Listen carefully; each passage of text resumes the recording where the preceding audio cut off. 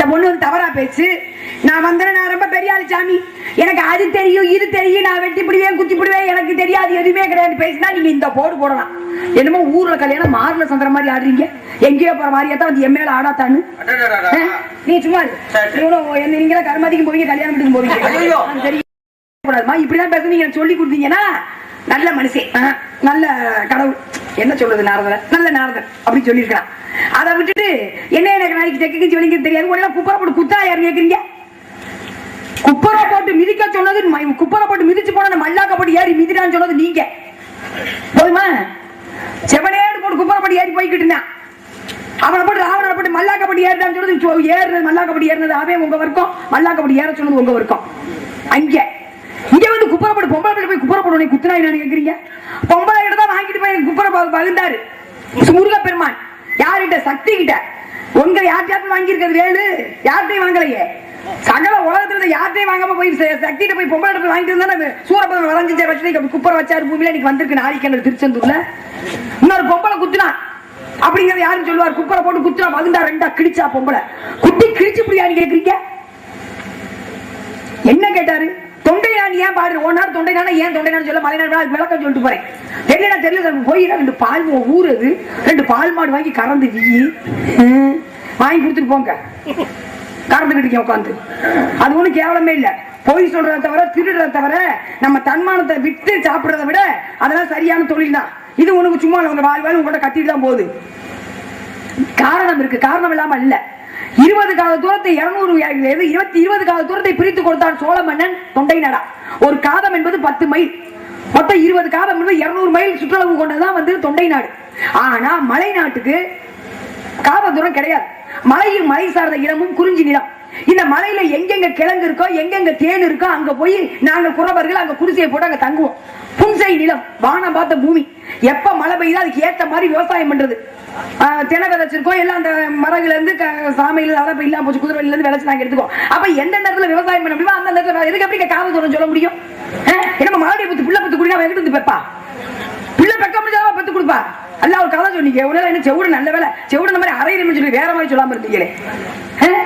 அது மாதிரி காததூரம் இருந்தா தான் நான் சொல்லுவேன். இல்ல காததூரம் கிடையாது. எங்கெங்க கிழங்கு இருக்கோ எங்கெங்க தேடு இருக்கோ அதை மாதிரி எடுத்து சாப்பிடுறவங்க நாங்க. சொன்னேன் காததூரம் சாமி எங்க இவ்வளவுதான் சாமி இதை கருப்பொருள் சொன்னேன். சொன்னா சொல்லுமான்னு சொல்லுங்க. கிளிய கிளிய பேசுறீங்க. தொண்டை நாடுக்கு எனக்கு தொண்டை நாடா என் நாடு, ஆனா எனக்கு தொண்டை நாடு சம்பந்தம் கிடையாது. அப்ப அந்த கிராமத்துல பொண்ணு கல்யாணம் இப்படி வந்திருக்கோம். ஏமா ஊர் எதுமா? அது பிறந்த ஊரை சொல்லவா பூந்த ஊரை சொல்லவான்னு சொல்லுவோம். பிறந்த ஊருக்கு கேட்டா பிறந்த ஊரை சொல்ல போறா, புகுந்த விட்டுதான் பூந்தரத்தை சொல்ல போறா. நான் வாழ்ந்தது வளர்ந்தது தொண்டை நாடு, இப்ப இருக்கிறது மலை நாடு. ஏன் நான் சொல்லக்கூடாது?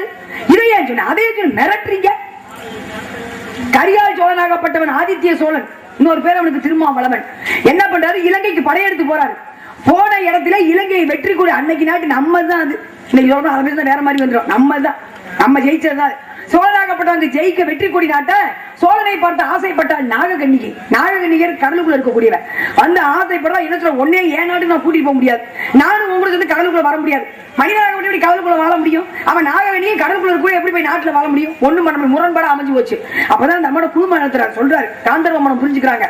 சொல்லிட்டு நீங்க காந்தர்வ மனம் புரிஞ்சு என்னோட இல்லத்தில் ஈடுபட்டு விட்டீர்கள், எனக்கு ஒரு குழந்தை இருந்தா அவனை என்ன பண்றது? இந்த குழந்தையை அனுப்பிச்சுடுமா என் நாட்டுக்கு அப்படின்னு சொல்ற. அது கூடிய நம்மளுக்கு என்ன பண்ணணுமோ அதை பண்ணி ரெண்டு போயிறார் கரிகால் சோழன். நாககன்னியாகப்பட்டவள் ஒரு ஆண்மகனை பெற்றெடுக்க அவனுக்கு திரையன் என்று பெயரிடுறார். திரையன் என்றால் திரைக்கடலோடி இன்னைக்கு போயிருக்காங்க. திரைக்கடலோடையும் திரவியம் தேடி அங்கங்க போய் சம்பாதிச்சுக்கிட்டு இருக்காங்க. அது மாதிரி திரையன் என்று பெயரிட்டு வளர்த்து வர்றான். தக்க வயசு வந்துருச்சு. ஏன்னா அவங்க ரெண்டு பேருக்கு ஒரே ஒரு சாட்சி வந்து ஊனாங்கொடி. இந்த ஊனாங்கொடியை கழுத்துல போட்டு அனுப்பிச்சு விடுன்னு சொல்றாரு. அந்த மாதிரி ஊனாங்கொடியை கழுத்துல போட்டு அனுப்பிச்சு விடா. போன போய் கரிகால் சோழனை பாக்குறாரு. என்ன பண்றது? தன்னுடைய மகன் என்று தெரிந்த அவர் தன் சோழ நாட்டுல இருந்து 20 காலத்தை பிரிச்சு கொடுக்குறாரு. அப்ப இவன் யாரு? திரையன். எதுல வளர்ந்தவே? கடல்ல வளர்ந்தேன். கடலுக்கு சொந்தமான கடவுள் யாரு? மகாவிஷ்ணு. மகாவிஷ்ணு பூலோகத்துக்கு வந்த அவதாரம் என்ன? பெருமாள். பெருமாள் அவதாரம் எடுத்தவர் பெருமாள். சரிடி சரிடி அங்க சாமி சாமி சொல்றேன் உங்களுக்கு. இந்த பேசுற அடி பூரா நீங்க பெருமாளா? ஆமாடி, பெருமாளா அவதாரம் எடுக்கிறார். அந்த என்ன பண்ற? அந்த திரையனாகப்பட்டவன் தொண்டை நாடை பிரிச்சு கொடுத்தங்க. அதுக்கு எப்படி தொண்டைமான் சக்கரவர்த்தியின் பேர் வந்துச்சு? வந்தது சோழ நாடு, பிரிச்சு கொடுத்தது சோழ நாடு. இவர் பேரு திரையன், ஆனா நடுவில் தொண்டைமான் சக்கரவர்த்தியின் பேர் வந்துச்சு. ஏன்? ராமமணிய கூடியவன், கடலுக்கு சொந்தக்காரன், நாககனியில் பிறந்தவன், ஆனால் மகாவிஷ்ணு பெருமாளை வணங்கக்கூடியவன். அதனாலதான் ராமத்தை அணிந்திருக்கிறான். தன்னுடைய பெருமாளுக்கு தொண்டு செய்ததால் தொண்டைமான் சக்கரவர்த்தி. அங்கு உள்ளவர்கள் மன்னனை அடங்கிதான் நடக்கணும், ராமம் அணிவார்கள். நானு திருநீர்பட்டை அணியக்கூடியவள். அப்ப திருநீர்பட்டைக்கு சொந்தக்காரி. நான் எப்படி இந்த தொண்டை நாட்டில் மன்னனை எடுத்துக்கிட்டு அவர் ராமமணியை நான் திருநீர்பட்டை அணிஞ்சுக்கிட்டு இருக்க முடியும்? அதனால மலையின் மலை சார்ந்த குன்றிருக்கும் இடமெல்லாம் குமரழிக்கும் இடமாக குமரையோத்தர் வழிபட வேண்டும் என்பதற்காக மலையின் மலை சார்ந்த இடத்துல வந்திருக்கிறேன். இதுதான் உண்மை. அதனால மலை நாடுன்னு பாடுனேன். அது எப்படி பேச்சு பேசுறீங்க நீங்க? நீ எதுக்கு வேஷம் போடுற? நான் வேஷமே போல சாமி, வள்ளியாவே நினைச்சு வாழ்ந்துட்டு தூக்கு போய் மல்லாக்க தூக்கு தூங்குறதே இல்ல. சரிங்களா? தூக்கமே இல்லாம போச்சு.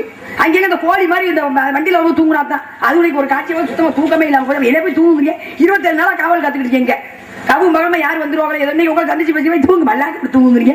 நீங்க நல்லா மல்லாக்க படுத்து யோசிச்சு வரீங்களா? யார்கிட்ட எதை பேச? உங்களுக்கு வாத்தியார் யாரு? உமக்கு வாத்தியார் யாரு? அது நீங்க நல்லா படுங்க, குப்பர் படுங்க, ஒச்சு வச்சு படுங்க. அதை பத்தி எனக்கு என்ன? நீங்க எப்படி படுக்க முடியும்? நீங்க தான் ஊர் சுத்தியாச்சு. ஊரெல்லாம் சுத்தி என் பேர் முத்தி உலகமா சுத்தி வந்திருக்கு புத்தி நாளையில வரும். நீங்க எப்படி தூங்க முடியும்? ஆமா, உலகத்தை சுத்துறவர் உலகமெல்லாம் சுத்தி என் பேர் முத்தி வந்திருக்கு, உடம்பெல்லாம் வத்தின்னு வந்திருக்காரு. இதனாலதான் சொன்னேன், தொண்டகப்பறை குறிஞ்சி யாழு நாங்க சாப்பிட திணையாகப்பட்டது மூங்கில் அரிசி, மரமாகப்பட்டது சந்தனம், அகில் வேங்கை, சந்தனமாகப்பட்டது அகில் மரம் மூங்கில். இது யாழாகப்பட்டது புலி சிங்கம் கரடி, பறவையாகப்பட்டது குயில் கிளி, அந்த மாதிரி பறவைகள். ஊராகப்பட்டது சித்தூர், தலைநகரம் மேற்பாடி, அருவி நீர் சுனை நீர், மழை நெல் மூங்கில சேர்த்து சாப்பிட்டு இருக்கோம். இது கூட சாமி தெரியாம இருப்போம். சரி சாமி வந்திருக்கிற கொஞ்சம் பேசட்டும் சொல்லி சொன்னா இவன் எதுக்கு வர்ற? பேசாதீங்க. உங்களுக்கு எனக்கு வாத்தியார் யாருன்னு கேக்குறீங்க? முருகப்பெருமான் தான் எனக்கு வாத்தியார். போதுமா? என்னோட கடவுள் முருகப்பெருமான். 5 வருஷம் நினைச்சுக்கிட்டு தான் இருக்கேன். அவன் தான் எனக்கு சாமி, அவன் தான் எனக்கு குரு. உங்களுக்கு வாத்தியார் யாரு? இப்பெல்லாம் பேசி பொம்பளை பிள்ளைகிட்ட என்ன எனக்கு நாய்க்கு செக்கு கிழிச்சி பண்ணி இங்கிறதுக்கு வித்தியாசம் தெரியாது. எதுக்கு இப்படி பேசுறீங்க? என்ன காரணம்? பொம்பளைக்கு குப்பரை போட்டு குத்துனா ஒருத்தி, இங்க வந்து உடனே குப்பரை போட்டு குத்தான்னு கேட்டுக்கிறீங்க. எவன் குத்துனா எவன் கிழிச்சா? தாய் பேர் இருக்கீங்க. இதோ பதில். ஒண்ணு அம்மாவுக்கு நல்ல வாத்தியார் வந்திருக்கணும், இல்ல அப்பாவுக்கு. உங்களுக்கு தெரியும் உங்க அப்பா அம்மாவுக்கு யாரு வாத்தியாரு? இல்ல உங்களுக்கு வாத்தியார் யாரு? எனக்கு வாத்தியார் ஒரே மனுஷன், அவர் தான். குப்பரை போட்டு குத்துனவர் தான். எங்க? சூரபதுமனை, திருச்செந்தூர்ல. அதனால தந்தை பெயர் நம்பி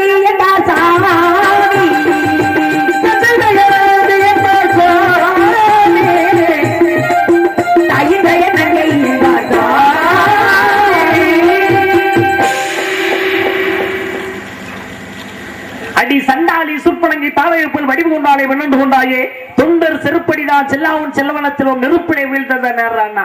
அம்மா, உன் பேச்சை விட உன் நடிப்பு ரொம்ப அருமை. பெருமாள் தொண்டு செய்தவர் பெருமாள். நல்ல அருமையா பேசின.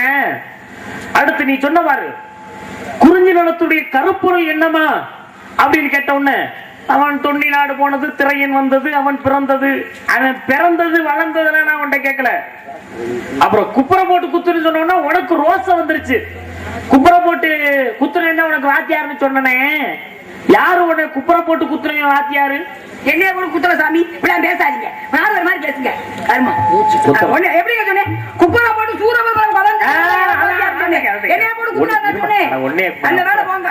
4 முறை சூரபதுமனை குப்புற போட்டு முருகன் குத்துனானா?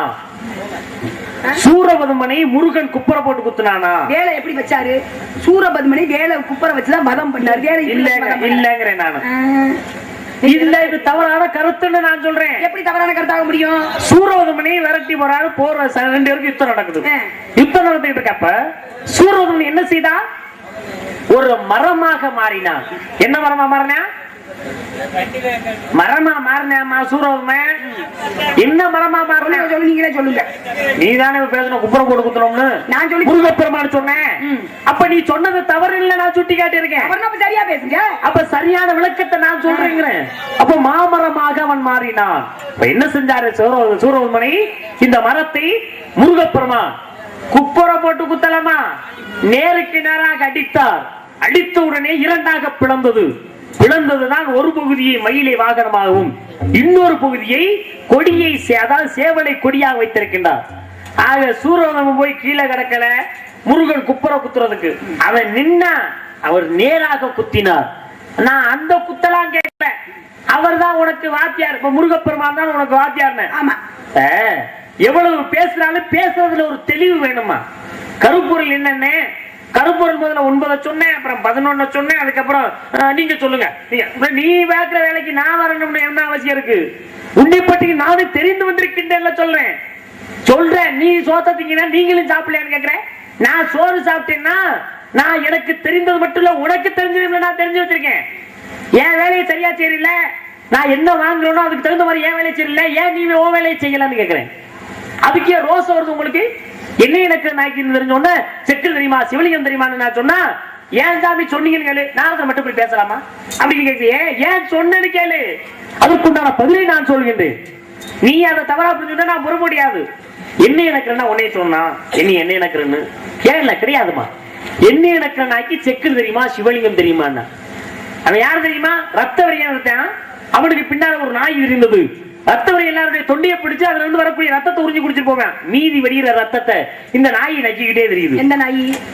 ரத்த வரி எனக்கு தெரிஞ்ச இங்க கை நீட்டி பேசுறீங்க. நீ உன்னை நாயின்னு சொல்லுவா? இந்த நாய் நக்கிக்கிட்டே தெரியுது. அப்ப ரத்த வரியை அழித்தவன் சிவபெருமா. இந்த நாய் பாவம்.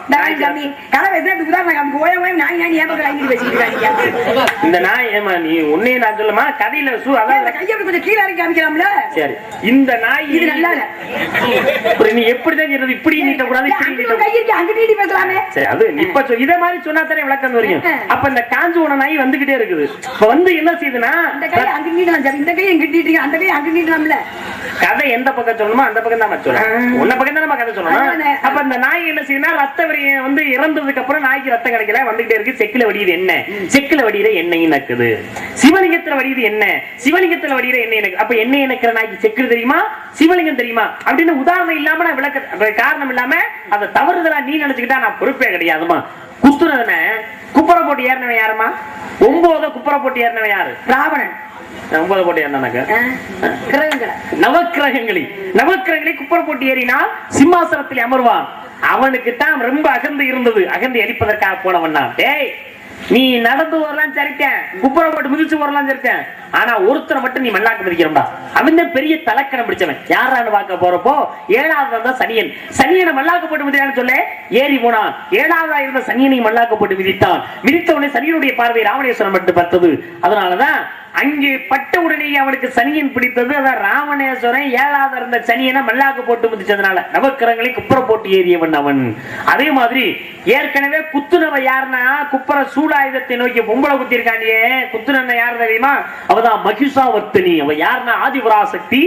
மகிஷாசுரனை அழிப்பதற்காக தன்னுடைய சூடாயுதத்தை நோக்கி கீழே கவித்து குத்தினாலா அந்த மகிஷாவர்த்தனை. அதனால மகிஷாவர்த்தனை என்று பெயர். ஆதிபராசக்தி வருவதற்கு காரணம் அங்கேயும் குத்துனாங்க.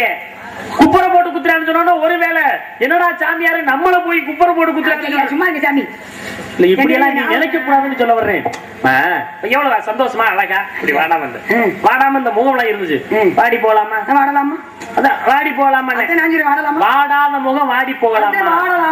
வாடி உன்னே வாடி போறேன் அடிக்கிறீங்க அடிக்கிறீங்க. நான் எனக்கு பேச சொன்னேன் அடிக்கிறீங்கன்னு உடனே சொன்னேன். யார சொல்றேன், எதுக்கு சொல்றேன்? இப்ப சிவனை பார்க்க போனா கையில கிரிக்கி. என்ன கிரிக்கி? கையில கிரிக்கி. என்ன கிரிக்கி? கையில முருகனை பார்க்கணும்னா திருப்பரங்கிரிக்கி. என்ன கிரிக்கி? திருப்பரங்குன்றம் கிரிக்கி. என்ன கிரிக்கி? திருப்பரங்கி இல்ல இன்னும் கிரிக்கி திருப்பரங்கிரிக்கி.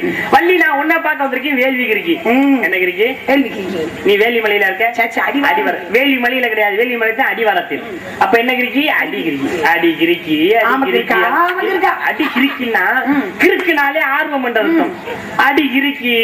இப்ப உன்னைய பார்க்க வந்தவன் அடி கிரிக்கி அப்படிங்கிற விவரத்தை கிரிக்கினாலே கிரி என்றாலே மலை என்ற ரத்தம் அதுவும் அடிவாரத்தில் இருக்கின்றது. அடி கிரிக்கி அப்படின்னது.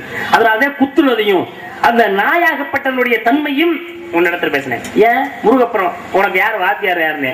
மாதா யாருமா? நங்கை மோகினி. பிதா யாரு? நம்பி தலைவன். குரு யாரு? முருகப்பெருமான். தெய்வம் யாரு? முருகப்பெருமான் தான். அதுவும் மொத்தம் 3 பேர். முருகனே 2 தடவை வந்துட்டாரு. மாதா பிதா குரு தெய்வம். ஆமா, இப்ப 4 பேர்ல வரணும். மாதா பிதா குரு தெய்வம் 2 பேரும் ஒண்ணா வருது. அது எப்படி காரணம்? இப்ப எனக்கு வாத்தியார் யாரு? உங்களுக்கு யார் வாத்தியார்? உங்க அம்மாவுக்கு யாரு? உங்க அப்பாவுக்கு யார் வாத்தியார்? இருக்காங்கல்ல. வாத்தியார் இல்லாமல எனக்கும் ஆசிரியர் இருக்கின்றார். புவனேச மன்னனாகப்பட்டவன் கோட்டான்றையாக மாறினான். அவனிடத்திலே கற்றுக்கொண்டேன், நான் ராகத்தை கற்றுக்கொண்டேன். தும்புருடத்திலே தோட்ட காரணத்தினால் என்ன காரணம்? இசையே பிடிக்காது. அதனாலவே கரிமித்திரர் இன்சித்தான்.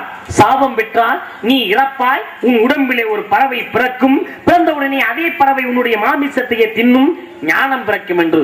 அதே மாதிரி கோட்டான் பறவை இடத்திலே நாரதாகப்பட்ட நான் கற்றுக்கொண்டேன். என்ற இடத்திலே கல்வியை கற்றுக்கொண்டேன், ராகங்களை கற்றுக்கொண்டேன். எனக்கு வாத்தியார் இருக்காரு, எங்க அப்பாவுக்கு வாத்தியார் இருக்காரு. அவர்தான் தட்சிணாமூர்த்தியாகப்பட்டவர். தன்னுடைய உருவத்தை மாற்றினார், தட்சிணாமூர்த்தியாக மாறினார். அந்த சிவ பிரம்மதேவனுக்கும் ஆசிரியர் மாறினார். வாத்தியாரே அம்மா இருக்க கலைவாணி, கலைமகள், அவளுக்கும் ஆசிரியர் உண்டு. அதான் யார் அப்படின்னா ஹயக்கிரீவர். ஹயம் என்றால் குதிரை, குதிரை முகம் படித்தவர் யார் என்றால் மகாவிஷ்ணு ஹயக்கிரீவர். ஏன் ஹயக்கிரீவர் வந்தாரு அப்படின்னா, ஹயக்கிரீவ அசுரன் அழிப்பதற்கு, ஹயக்கிரீவ அசுரனுக்கு எந்த தலைனா குதிரை தலை, குதிரை தலை உடையவனை அழிப்பதற்கு இன்னொரு குதிரை தலை உடையவர் தான் வேண்டும். மகாவிஷ்ணு சண்டையிட்டார், ஜெயிக்க முடியவில்லை, அயர்ந்து தூங்கினார். தேவர்கள் அனைவரும் அயர்ந்து தூங்கிய மகாவிஷ்ணுவை எழுப்பினார்கள். எழுப்பும் பொழுது அங்கே கரையானாக உருமாறினார். வில்லுடைய நரம்பை நரம்பினார். நரம்பிய உடனேயே அந்த வில்லுடைய நரம்பு அந்தது. மகாவிஷ்ணுவை கழுத்து துண்டிக்கப்பட்டது. கழுத்தை மறுபடியும் ஒட்ட வைப்பதற்காக நேரே சென்று ஒரு குதிரையுடைய தலையை வெட்டி ஒட்ட வைக்க, அதான் ஹயக்கிரீவராக மாறினார். ஹயக்கிரீவ அசுரன் அழிப்பதற்கு. எனக்கு வாத்தியார் கோட்டான் பறவை, எங்க அம்மாவுக்கு வாத்தியார் ஹயக்கிரீவர், எங்க அப்பாவுக்கு வாத்தியார் தட்சிணாமூர்த்தி. இப்படி ஆசிரியர்கள் அனைவருமே எல்லாருக்குமே இல்லாம வரமாட்டாங்க. முதல்ல நல்லா தெரிஞ்சுக்கணுமா, எந்த விஷயத்தை பேசுறோமோ அந்த விஷயம் சரியா இருக்கணும். இப்ப சொன்னாங்க, நீங்க எல்லாம் என்ன அடிக்கிறவங்க, நாங்கெல்லாம் ராமம் போடக்கூடியவர்கள். நீங்க எல்லாம் என்ன போடக்கூடியவங்க, திருநீர் பட்டை. நீங்க எல்லாம் பட்டை அடிக்கிறவங்க தானே. திருநீர் பட்டைன்னு சொல்லுங்க. பட்டை மந்திரமாவது நீர், வானவர் மேலது நீர், சுந்தரமாவது நீர், துதிக்கப்படுவது செந்தூர் வாயு திருவாளவாயன் திரு நீரே அப்படின்னா. இப்ப திருநீர் இட்டார் யார் கெட்டா, சிவனை மறந்தார் யார் வாழ்ந்தார். திருநீர் இட்டு யாராவது கெடுவாங்களாயா? சிவனை மறந்து யாராவது வாழ்வாங்களா? ஆனா திருநீர் இட்டே கெட்டிருக்கான் ஒருத்தன். யாருமாவே? ராவணன், ராவணேஸ்வரன். திருநீர் இட்டான், சிவனை மறந்தான். சிவனை மறந்து வாழ்ந்தவர்கள் யாரு? ஆழ்வார்கள். திருநீர் இட்டு கெட்டவன் ராவணேஸ்வரன். சிவனை மறந்து வாழ்பவர்கள் யாருன்னா ஆழ்வார்கள். அதான் மகாவிஷ்ணுடைய நாமத்தையே ஓதிக்கொண்டிருப்பார்களாம் அவர்கள். அதனாலதான் ஒவ்வொருத்தரும் பட்டை அடிக்கிறான். பூசாரி பொய்யும் புலவனார் பொய்யும் ஆசாரி பொய்க்கு நிகராகாதுறாங்க. பூசாரி பொய்யும் புலவனார் பொய்யும் ஆசாரி பொய்க்கு நிகராக. பூசாரி என்ன பொய் சொல்லுவான், என்ன செய்வான் தெரியுமா? திருநீரை கொஞ்சம் எடுத்துக்கிட்டு, உனக்கு பெரியவனா பிடிச்சிருக்காண்டி. எப்படி சாமி சிவனையே போயிட்டு வந்துகிட்டு இருக்கேன். இல்லம்மா, பேய் பிடிச்சிருக்கு சாது காத்து. அப்ப அங்கடிக்கிற பொதுவா சொல்லுங்க, உனக்கு எவனா பிடிச்சா பாக்க என்ன எவனா பிடிச்சிக்க நினைச்சுக்கவா. நான் பூசாரி. அம்மா உனக்கு காத்து கருப்பு பேய் பிடிச்சி நின்றுக்கிறேன் உங்கள்கிட்ட. உதாரண கருத்து, நீ உங்க பொம்பளை பிள்ளை காத்து கருப்பு கொஞ்ச நாளா இருள் அடிச்சு போயிருக்கிற. என்ன அதுல முகமெல்லாம் ஒரு மாதிரி இருக்கு. எனக்கு கூட்டிட்டு வர்றாங்க. சாதாரணப்பட்டவனே கிடையாது, அப்படி பிடிச்சிருக்கேன் அவனை. விளக்கணும்ல, சொன்ன ஒரு 500 ரூபாய் காணிக்க வச்சிட்டு போ, இன்னும் ஒரு மாதம் கழிச்சு மறுபடியும் வா. அங்க ஒரு 500 ரூபாய் பூசாரி பொய்யும் புலவனார் பொய்யும். புலவனா என்ன செய்வாரு, ஏடு எழுத்தாணி வச்சுக்கிட்டு எழுதுவாரு. மன்னரே, உங்களை பற்றி புகழ்ந்து எழுதியிருக்கின்றேன். 500 பொற்காசில் வாங்கிட்டு போறேன், 1000 பொற்காசில் வாங்கிட்டு போறேன். அவன் போய் ஆசாரி பொய்க்கு நிகராகமா. அவன் பொய் சொல்லோட ஆசாரி எவ்வளவுதான் தங்கத்தை கொடுத்தாலும், இந்த தங்கம் ஒண்ணு சுத்தமான தங்கம் இல்லையே, ஏதோ வேற ஏதோ சரியா இல்லாம கலக்குறாங்க அப்படின்னு கொஞ்சம் கொஞ்சமா உரைச்சி சுரண்டி ஆசாரி பொய்க்கு நிகராகாது. பூசாரி அது உண்மையா கிடையாதுமா. பூசாரி பையும் புலவனார் பையும் ஆசாரி பைய்க்கு நிகராகாதுறாங்க. அதத்தான் நம்மளால பூசாரி பொய், புலவனார் பொய், ஆசாரி பொய்ன்ற பையத்தை பொய்ன்னு மாத்தி விட்டாங்க. நம்ம அதான் 1000 பொய் சொல்லி ஒரு திருமணத்தை, 1000 பொய்யை சொல்லி திருமணம் முடிச்சா விளங்குமாயா? அது கிடையாது. 1000 முறை போய் சொல்லி திருமணம் முடிக்கணும். ஒரு பொண்ணு பார்க்கணும்னா பொண்ணு வீட்டுக்கு மாப்பிள்ளை வீட்டுக்கு என்னப்பா மாப்பிள்ளை பிடிச்சிருக்கா, பொண்ணு பிடிச்சிருக்கா, ஜாதகம் பார்க்கணும், அது பார்க்கணும், பத்திரிக்கை அடிக்கணும், நல்ல நாள் பார்க்கணும், பெரிய நாள் பார்க்கணும். இப்படி மாப்பிள்ளை வீட்டுக்கு பொண்ணு வீட்டுக்கு அழைச்ச 1000 முறை போய் சொல்லி ஒரு திருமணத்தை முடிக்கிறது 1000 பொய் சொல்லி நம்மளால கொண்டு வந்துட்டாங்க. அதனாலதான் அதான் பூசாரி பையும் புலவனார் பையும் ஆசை. பூசாரி பையில என்னமா இருக்கும், திருநீர் இருக்கும். புலவனார் பையில என்னவா இருக்கும், ஏடுகள் இருக்கும். ஆசாரி பையில என்னமா இருக்கும், குண்டுமணி அளவு தங்கம் இருக்கும். குண்டுமணி அளவாவது தங்க இருக்குமா இல்லையா? இருக்கும். அது தங்க இருந்தா அவன் சமாளிச்சுட்டு வந்து அந்த இடத்துல யாரும் தங்க இருக்கும்ல. இப்ப தங்கத்துல என்னமா கலக்குறோம், செம்பு கலப்போம். எதுக்கு, தண்ணி எடுத்து குடிக்கிறதுக்கா? நீங்க பப்புன்னு போட்டுங்க அடுத்த வருஷம். என்ன பூணு, உலக்க பூணு கேள்விப்பட்டிருக்கீங்க. பப்புனு அப்புறம் என்ன, தங்கத்துல செம்புனா உலோகம் சாமி. என்ன உலகம், பூலோகமா, பூர்லோகமா, மகாலோகமா, தபோலோகமா, சத்தியலோகம், சுபர்லோகம், தனலோகம். நீங்க போயிட்டு வர 14 லோகம். நான் சொன்ன உலோகம் என்பது ஒரு தங்கம் மாதிரி. தங்கம் தங்கம் சொல்லு, இல்லைன்னா என்ன ஒரு மாதிரி சாமி. தங்கம் வெள்ளி பித்தளைன்னு உலோகம் சாமி, பேர் உலோகம் தான். அதுல என்ன இப்படி சேர்க்கிறாங்கன்னு கேட்க இன்னும் நான் தெரிந்து கொள்ள வேண்டும். பருவத்தை பற்றி தெரிவது எப்படி தெரியுமா? பருவ காலத்தை வீணா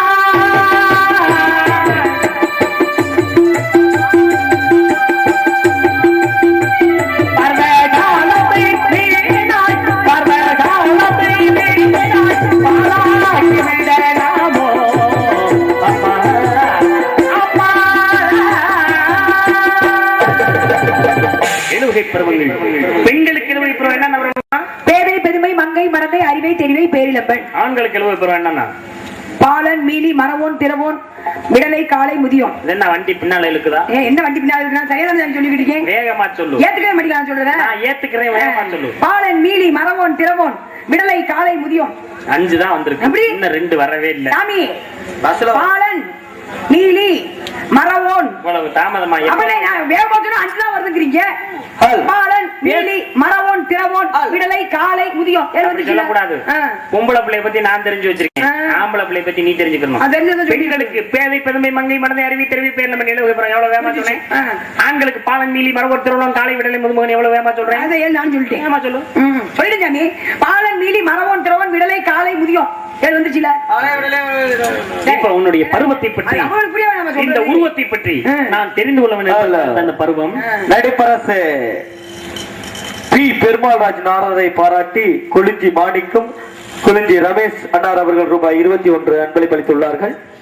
அன்பளிப்பு கொடுத்து பெருமையை சேர்த்த அன்புள்ளத்திற்கு என் சார்பம் கலைக்குறி சார்பம் நன்றி வணக்கம். நீங்க 1000 ரூபாயை கொடுத்தாலும் கூட இந்த பையன் அப்படியே அமைச்சிருவாப்ல, கண்டிப்பா திருப்பி கொடுக்க மாட்டாப்ல. அது எனக்கு நல்லா தெரியும். தம்பி தானே கூட பிறந்த அண்ணன், உங்க காசை நான் சாப்பிடாம யாரும் சாப்பிட போறேன். நல்லா இருக்கானா? நல்லா இருப்பா அந்த வகையில. சரி, பருவத்தை பற்றி நான் ஒரு பாடல் பாடியிருக்கேன். அதுக்கு என்ன பாடல் எழுதியிருக்காங்கன்னு நல்லா தெளிவா பிடிச்சு பேசுவோம். பாடுவா பார்க்கலாம். ஏன் அதுக்கு முன்னாடி கேட்டீங்க, சொம்புல தங்கத்துல அதை கலந்துருக்கு இதை கலந்துருக்கு, ஆசாரி பையும் பூசாரி பையும் புலவனார் பையும் பொய்யெல்லாம் சொல்லி தேதிமுக PR வேல்முருகன் செம்மீனே செம்மீனே என்ற பாடலை பாடும்படி சொன்னேனே. செவந்தி பெண்ணுக்கும் வேண்டாம். அண்ணா அவர்கள் ரூபாய் 10 இங்கு வழியா நடிக்கும் சாந்திஸ்ரீ அவர்களுக்கு பாட்டு தெரியாதுன்னு சொல்லிட்டு அடுத்த தடவை வரும்போது பாட்டை கத்துக்கிட்டேன்னா பாடுறேன். அது ஒரு எனக்கு தெரியாதுன்னு சொல்லி புரியும். நம்ம அப்புறம் பாடுறேன், அப்புறம் மூடியெல்லாம் மறைக்க மாட்டேன். பேசுறா கொஞ்ச நேரம். தங்கத்துல செம்பு கலந்துருக்காங்க சாமி. தங்கத்தை பத்தி நீங்க ஆசாரியத்துல குண்டுமணியாவது தங்கம் இருக்கு, உரைச்சி எடுத்து வாங்கன்னு சொன்னீங்க. இதுல செம்பு ஏன் கலந்துருக்காங்க அப்படி கேட்டிருக்கீங்க சாமி. ஒரு காரணம் இருக்கு. அதுக்கு முன்னாடி நான் வந்து உன்னையெல்லாம் குப்பரை போட்டு குத்துனா என்ன அப்படின்னு கேட்டா என்ன யாரும் குத்த முடியாது சாமி. அன்னைக்கு சூரபன்மனை மதம் செஞ்சுட்டு வேலை கொஞ்சம் குப்பரை வச்சாரு பூமியில. எல்லா ஊரையும் வேலை இப்படிதான் வச்சுக்க நிப்பாரு முருகப்பெருமான். திருச்செந்தூர்ல மட்டும்தான் இப்படி இருக்கும். ஏன் அங்க வேலை வைக்க வந்தலாம் நாளி கிணறு, அங்க வச்சாரு குப்பரை அப்படின்னா சொன்னுச்சு. என்னைய போட்டு குப்பரை உண்டெல்லாம் குப்பரை போட்டு ஏறினா எனக்கு விதிச்சேன். நல்லா வேலை வச்சேன். நீ ஏதாவது வேலை வைப்பியா? என்னது வேலை வச்சதுனாலதானே அவருக்கு தேவர்களுக்கும் அசுரர்களுக்கும் போர் நடந்துச்சு. உடனே அவங்க ஜெயிச்சாங்க தேவர்கள். எங்களுக்கு தாக வருதுன்னு சொன்னாங்க. அவர் வேலை குப்பரை வச்சாரு, தண்ணி வந்து குடிச்சாங்க. ஒரு சொம்பு கொஞ்சம் கொடுத்தா எதுக்கு? இரணிய மன்னனாகப்பட்டவன், இரணியன் என்ற மன்னனாகப்பட்டவன் சிதம்பரத்திற்கு வருகை புரிகிறான். நடராஜரை தரிசிப்பதற்காக குளித்து விட்டு நடராஜரை பார்ப்போம் என்று குளிக்க போனதில் தண்ணிக்குள்ள முங்கி குளிச்சுக்கணும். ஓம்னு சத்தம் கேட்குது. ஓம்னு சத்தமே கண்ணை திறந்து பார்த்தா நடராஜராகப்பட்டவன் அற்புதமான ஒரு நடன காட்சி கொடுத்தார் இரணி என்ற மன்னனுக்கு. தண்ணிக்குள்ள தெரிஞ்ச உருவமாகப்படும் கண்ணை விட்டு அகல. அப்படியே வெளியே வந்து என்ன பண்ணலாம், அந்த நடராஜர் உருவத்தை வரைஞ்சிறார், வர்ணமாக தீட்டினார். இந்த நடராஜர் உருவத்தை தீட்டினத அழகா ஒரு சிலையா செஞ்சு வச்சு சாமி கும்பிட எப்படி சந்தோஷமா இருக்கும்னு ஒரு 12 பேரை கூப்பிடுவாங்க. யாரு? விஸ்வகர்மாக்களை உருவாக்குறவங்க. வாங்கப்பா, இந்த தங்கத்தை வச்சுக்கோங்க, தங்கம் கொடுத்துருக்கேன் வச்சுக்கோங்க. இந்த சேலை நான் எப்படி வந்து உருவம் வரைஞ்சிருக்கணும், இதுல கொஞ்சமும் அப்பளுக்கு இல்லாம இந்த சேலை எனக்கு அப்படியே தங்கத்துல முழுக்க தங்கத்துல சொல்லி கொடுத்துட்டு போயாச்சு. எத்தனை ஒரு மண்டலம் எடுத்துக்கோங்க. குளிக்கிறதுக்காக வர்றார். என்னப்பா உங்களுக்கு பிரச்சனை, முகமாக வாடி வதங்கி போயிருக்கேன்னு கேட்க, மன்னனாகப்பட்டவன் தங்கத்தை கொடுத்து சிலை செய்ய சொன்னாரு. ஐயா, எங்களால சிலை செய்ய முடியல, நீங்க கவலைப்படாதீங்கப்பா, கவலைப்படாதீங்க, நான் செஞ்சுதாரேன். அது எப்படி 12 பேரால செய்ய முடியாத உம்மால ஒரு ஆள் எப்படி செய்ய முடியும்? நீங்க சற்று வெளியே இருக்க அறைக்குள் சென்று கதவை சாத்தி கொண்ட கருவூர் சித்தராகப்பட்டவர் என்ன பண்றாரு, 12 மணி நேரத்துல சிலையை செஞ்சு முடிச்சார். இந்த கப்பா சிலையை கொண்டு போய் மண்ணை கொடுங்க, கொண்டு போய் சிலையை தூக்கிட்டு 12 பேர் கொண்டு போய் இந்தாங்க மண்ணா, நீங்க கேட்ட சிலை அப்படியே அப்பளுக்கு இல்லாம கொடுத்துட்டாங்க. சிலையை வாங்கி சந்தோஷமா இருக்காரு மன்னர். சும்மா இருப்பாரா மந்திரி? அந்த சிலை செஞ்ச துகள் எல்லாம் எடுத்துட்டு வாங்க. எடுத்து வந்து பார்த்தா அதுல செம்பு கலந்துருக்கு. மண்ணை கொண்டு கொடுத்துட்டாரு. மன்னா, சுத்தமான தங்கத்துல நகை செய்ய சொல்லி சொன்னதான் நீங்க. ஆனா இதுல செம்புங்கிற உலகத்தையும் கலந்து நகை செஞ்சிருக்காங்க. எப்ப இவங்க எல்லாம் இதுல பொய்மை கலந்துருக்குன்னு சொல்லி முடிச்சிட்டாரு. கூப்பிட்டாரு 12 பேர், வாங்க வரிசையா வந்து நில்லுங்க. அப்படி பாப்பா அப்படி வந்து நில்லுப்பா.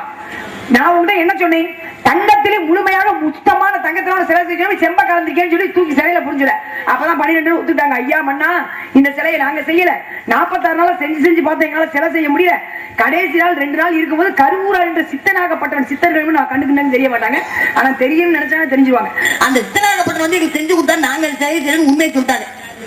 கூப்பிடு கருவூரார் சித்தனை கூட்டிட்டாங்க.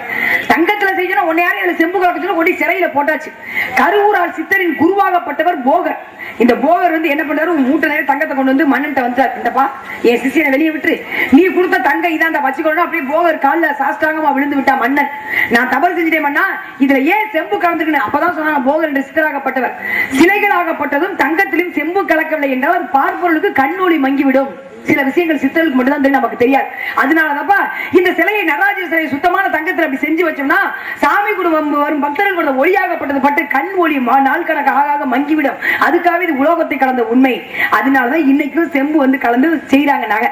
ஏன்னா அது பட்டு ஒளி பட்டு பட்டு கண்ணில் வந்து மூக்குத்தி கொடுத்தது ஒளி பட்டு பட்டு கண் தெரிய போயிடும். காலில் பட்டா பார்க்கறவங்களோட கண் ஒளி குறைந்து. இது சித்தர்களுக்கு மட்டும் தெரிந்த ரகசியம். அதனாலதான் சொல்லி சொம்பெல்லாம் கலக்கல சாமி. சொம்புங்கிற உலோகத்தை கலந்து அதுல கொஞ்சம் சொக்க தங்கமா பண்ண முடியாது. இத செம்பு கலக்க சொன்னது கருவூரார் சித்தர். அவர் வந்து போகர் சித்தர் வந்தாரு. இப்ப நான் சொன்னேன் 48 நாள்ல அந்த சிலையை செஞ்சு முடியும் சொன்னாங்களே. இப்ப நம்ம ஒரு கோயில வந்து கும்பாபிஷேகம் பண்ணுவோம். நல்லா உங்களுக்கு தெரியும், சாமி தான் சொன்னாரு. இந்த நான் பண்ண 12 ஆண்டுக்கு ஒரு கும்பாபிஷேகம் பண்ணணும். 12 ஆண்டுக்கு ஒரு நம்ம கோயில கும்பாபிஷேகம் பண்ணா சக்தியாக அந்த ஊரை விட்டே போயிடும். இதான் உண்மை, ஐதீகம். ஒரு முதல் 3 ஆண்டுகள் அந்த சிலையில இருக்கும் சக்தி. அடுத்த 3 ஆண்டுகள் பலிப்பீடத்துக்கு வந்துடும்.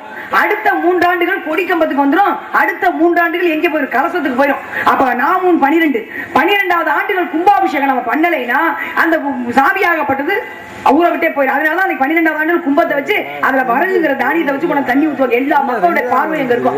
பார்வை படப்பட சக்தியா அப்படியே மறுபடியும் சிலைக்கு வந்தோம். இதுதான் உண்மை. ஆனா கும்பாபிஷேகம் பண்ணி முடிச்சோன்னா நான் மண்டல பூஜைன்னு ஒண்ணு செய்வாங்க. கும்பாபிஷேகம் பண்ணுவாங்க. இந்த மண்டல பூஜை சொல்லுவாங்க. இந்த மண்டல பூஜை ஏன்? மண்டல பூஜை என்ன சாமி? அது எத்தனை நாள் மண்டல பூஜை வைப்பாங்க? நீங்க தான் கேட்டீங்க. செவனின் தக்கத்தை அதை கலக்கலாம் இதை கலக்கலாம் சொல்லிருக்கீங்க. அதனால நீங்க கேட்டு ஏன்னா ஒரு விஷயத்தை நம்ம ஒத்துக்கலாமா? என்ன நீ சொன்னீங்கன்னா இன்றும் 12 ஆண்டு காலங்கள் கழித்து கும்பாபிஷேகம், அடுத்த 3 ஆண்டுகள் கொடிக்கம்பத்திலும், அடுத்த 3 ஆண்டுகள் மேலே இருக்கக்கூடிய கும்ப கலசத்திலும், அடுத்த 3 ஆண்டு நம்ம இருந்தோம்னா அது வெளியேறி போயிடும். கோவில் இல்லாத ஊரில் குடி இருக்காதே, ஆலயம் தொழுவது சாலவம் நன்று. ஏன்னா அங்க கோவில் இல்லாத ஊரில் பேய்கள் குடி இருக்கும் அப்படிங்கிற ஒரு காரணத்திற்காகத்தாமா 3 ஆண்டு காலங்கள் 12 ஆண்டு காலங்கள். அதே மாதிரி இப்ப தங்கத்துல சொம்பு கலக்கிறதுனா நினைத்த மாத்திரம் நம்ம என்ன நினைக்கிறோமோ நினைச்சதை நம்ம செய்யணும். அப்படின்னா இன்னொரு உலோகத்தை இதில் கலக்க வேண்டும். கலந்தாதான் சிறு இடத்துல கூட எது வேணாலும் எந்த வகையிலும் நம்ம செய்யணும் நினைச்சாலும் அந்த மாதிரி வரக்கூடிய சக்தி அது குண்டு என்பதற்காகத்தான் இந்த உலோகங்கள் கலப்பதும். அது இருந்து எத்தனை நாளமா செய்ய சொன்னாங்க? மொத்தம் எத்தனை நாள்ல செய்ய சொன்னா?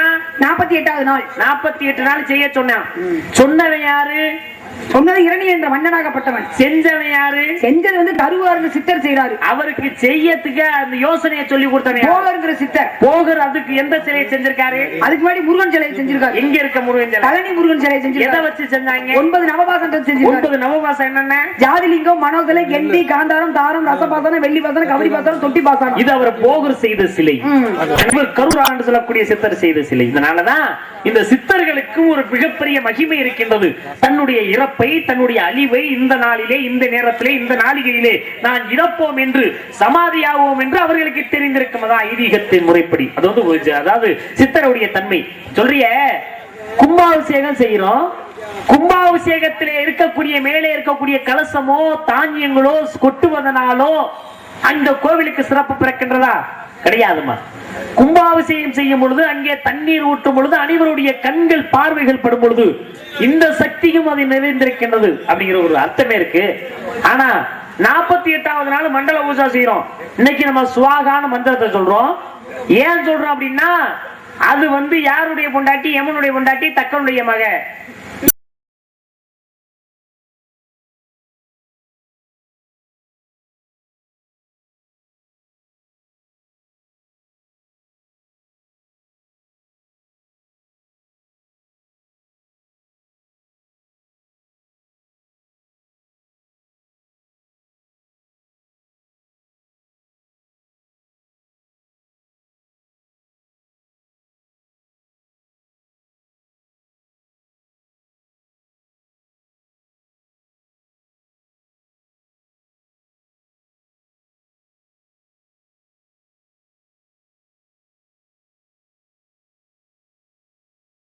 எம்மன் கல்யாணம் பண்ண உடனே பொண்டாட்டிய பக்குவமா எலுமிச்சமா மாத்தி வயிற்றுக்குள்ள விழுங்கி வச்சுட்டான். உள்ள விழுங்கினவள வெளியில ஒரு நாள் விட்டுட்டு கூட்டிட்டு அயர்ந்து தூங்கினவன் எமன். வெளியில போனவன் அந்த ஆம்பளைய பார்க்காதவன் இன்னொரு ஆம்பளைய பார்க்கிறாருன்னு அக்கினி. அக்கினியோடு கூடினால் அக்கினியை எலுமிச்சமா மாத்தி தன் வயிற்றுக்குள்ளே விழுங்கி கொண்டான். எவன் முடிச்சு பாக்குறேன் நம்ம கொண்டாட்டிய காணோம்னு நேரம் வந்துகிட்டு இருக்கா. ஆகா சரியாச்சா வந்துகிட்டு இருக்கா அப்படின்னு நினைச்சதும் உடனே தன்னுடைய மனைவி எலுமிச்சமா மாத்தி வயிற்றுக்குள்ள விழுங்கினா அக்கினிவான உலகத்துல காணோம். தேவர் எல்லாம் பாக்குறாங்க. எங்கதான் இருக்கான ஞானத்துல வாக்கையில சுவாகாதேவி வயிற்றுக்குள்ள இருக்கின்றார். நேரம் எமன்டவர டே எங்கால உங்கால வச்சிருக்கா. ஒண்ணுமே புரியல. என்னடா கேட்க அக்கினி ஓமானே உன் முன்னாடி வயிற்றுக்குள்ள வச்சிருக்காயா? வெளியில எடுத்தான். ஏய் நீ வெளியில எடுத்து அக்கினி ஓமானை வெளியில எடுத்து விடுன்னு சொல்ல. எப்பொழுது நீ இன்னொருவனை நீ மனைவி நினைத்தாயோ என்னுடைய மனைவி நீ கிடையாது. நீ அடுத்த முன்னாடி போடி. யார சொல்றீங்க? சுவாகாதேவி சொல்லல என்ன சொல்லி இருக்கீங்க? சுவாகாதேவி இந்த கதை என்ன உதாரணம் சொல்லணும். இல்ல கதைக்கு வந்து ஒன்னே சொல்லலையா? அது சரி. சுவாகாதேவியே போடின்னு சொல்ல. அப்ப சொன்ன உடனே சொன்னாருன்னு சொல்லுங்க. அப்பதான் சொன்னா ஐயா நான் தவறு செய்து விட்டேன் மன்னித்து விடுங்கள்னு. அதான் நீ அக்கினியோடு சேரும் பொழுது உன்னையும் அவர்கள் மந்திரத்திலே ஓதுவார்கள். அதனால அக்கினி வளர்க்கிறாங்களே இங்க.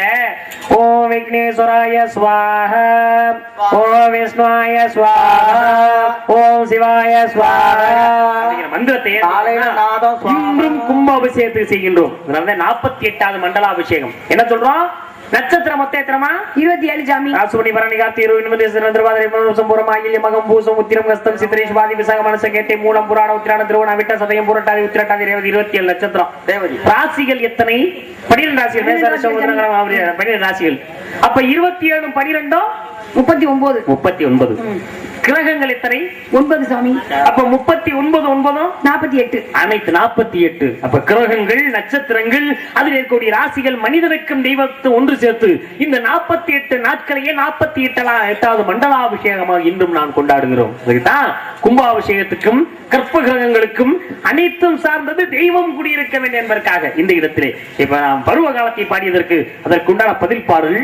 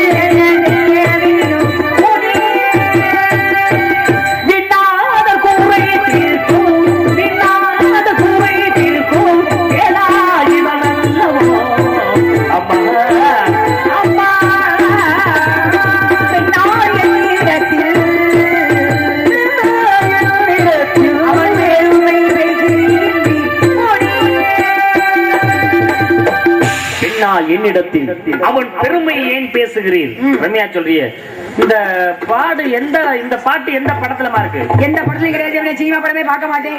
இந்த நாடகத்தை நம்ம நடிச்சு சாப்பிட்டுக்கிட்டுமே நாடகத்துல எழுதின சங்கபாவ சுவாமிகள் ஸ்ரீலஸ்ரீ டி சங்கபாவ சுவாமிகள் கதை பாடல். இந்த பாடல் சங்கரதாசர் எழுதிய பாடம். எப்படி அப்புறம் முடிச்சு வச்சிருக்கீங்க? ஒண்ணுமே தெரியாது. அந்த பாட்டு நீ தெரிஞ்சு வச்சிருக்கியா? நம்ம சட்டி விஷயம் நாங்க சட்டில ஏதாவது கொண்டு வரல. சட்டி பொத்து வர அகப்ப வச்சு கடையும் போது கொஞ்சம் கீழே கொண்டு வரணும்ல. எவ்வளவு விவரமா கொண்டு வர்றது. என்னதான் இருந்தாலும் கூட சட்டி பொத்து போயிடாத அளவு பொத்து போக சட்டி ரொம்ப பத்திரமா வச்சுக்கணும். அதுக்காக நல்ல திறமமா உன் திறமையை நான் பாராட்டுறேன். இப்ப தனியா இருக்கியா இல்ல யாரு கூட இப்ப இருக்கியா? யாரு கூடயுமே இல்ல சாமி, எப்பயுமே யாரு கூடயுமே கிடையாது. உங்க கூட தான் இருக்கியான்னு நின்னுட்டு இருக்கேன். இப்ப ஏன் கூட இப்போதைக்கு நீங்க உங்க கூட தான் இருக்கீங்க. இப்ப ஏன் கூட இருக்கலாம்னு முயற்சி பண்ணிட்டு இருக்கேன். உங்க கூட நின்னுட்டு இருக்கீங்க சாமி, பேசிக்கிட்டு இருக்கீங்க சாமி. இப்ப கூடுறதுக்கா வந்திருக்கியா? கூடுறதுக்கு வர நல்லா ஏதாவது பேசி போய் சாமி. நம்ம கூடுறதுக்கு வந்து ஏதாவதுன்னா அந்த வார்த்தை என்னன்னு அப்ப நான் கூடுறதுக்கு வந்திருக்கீங்க, என்ன அர்த்தத்துல கேக்குறீங்க நீங்க? கூடுறதுக்கு வரவ யாரு? என்னமா படு படுமா, சந்தோஷப்படு சந்தோஷப்படு, நீ என்ன வர்றது கிடையாது, இன்பப்படு, கோவப்படாத. கூட வர்றாங்க, கூட வந்திருக்கியா என்ன கூடன்னு கேளு. கூடுவதற்காக வந்திருக்கேன்னு கேக்குறீங்க? கூடுவதற்காக பிறந்தவள் மனைவி, கூட பிறந்தவள் சகோதரி, கூடுவதனால் பிறந்தவள் தான் மகன். அப்ப நான் உங்க கூட தான் நின்னுக்கிட்டீங்க, பக்கத்துல நின்னுக்கிட்டீங்க. கூட பிறந்தவ கூட பிறந்தவ கூட பிறந்தவ, அது எந்த கூட தனியா நிக்கிற உனக்கு? நான் தான் புருஷன் பாத்துட்டு வந்திருக்கேன். எப்படி ஆகட்டும் மாப்பிள்ள அப்படிங்கிற ஒருத்தன் நான் தான் புருஷன். புருஷனாலே ஆண்மகன். நீங்க தான் புருஷன், யாரு இல்லைன்னு சொன்னது? அருள் புருஷன் தான். இந்த ப்ரோ ஆமா, அவர் முருகக்காரன் சொல்லுங்க புருஷன், காலம்புறன்னு சொல்லுங்க, காலத்துக்காரன் சொல்லுங்க, என் உட்கார்ந்து அப்படி எல்லாரும் சொல்லுங்க புருஷன். இந்தால போய் சொல்லாங்க புருஷன், அந்தால போய் சொல்ற யாரு புருஷன் அழகிய ஆண்மகன் அர்த்தம். இவர்கள் அனைவருமே உனக்கு புருஷர்கள் தான். புருஷர்கள் புருஷர்கள் என்றால் ஆண்கள் என்று அர்த்தம். உனக்கு நல்ல மாப்பிள்ள எப்படி தெரியுமா? எப்படி அளவுள்ளவள் அனைத்திடுவான் அந்த அறுமுக கந்த நாம புருஷனே, அளவுள்ளவள் அனைத்திடுவான் அறுமுக கந்த நாம புருஷனே. சரியா தப்பா நீயே சொல்ல சாமி, நானும் சொல்ல மனையே அளவுள்ளவள் அனைத்திடுவான் அந்த அறுமுக கந்த நாம புருஷனே.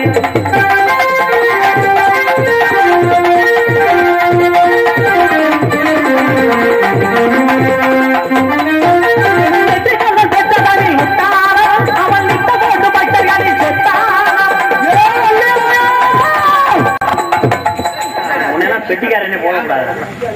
அது ஏன் வள்ளி ஆயாங்கிற? வள்ளினா வள்ளிக்கு மாப்பிள்ள பார்த்தனா வள்ளி ஆயாவுக்கு பார்த்தா சொல்றதை கேளுங்க மாமா, சொல்றதை கேளுங்க மாப்பிள்ள. அண்ணே முறகட்ட முண்டம். ஏன் வள்ளி? ஏன் வள்ளினா தமிழகத்திலே முதல் தரமான வள்ளி. ஒரே மாதிரி இருந்தா போதும், எதுக்கு மேலே வைக்க வேணா, போட்டு உடைக்க வேண்டாம், போதுமா? எல்லாம் எல்லாம் தெரிஞ்சுக்கிட்டாச்சு. இப்பதான் இருங்க, ஏ வழி வேணா பி வழி வேணா, எப்பயும் ஒரே வழியா அந்த கோவப்படுறோம். நீ வாடி. சரி சரி.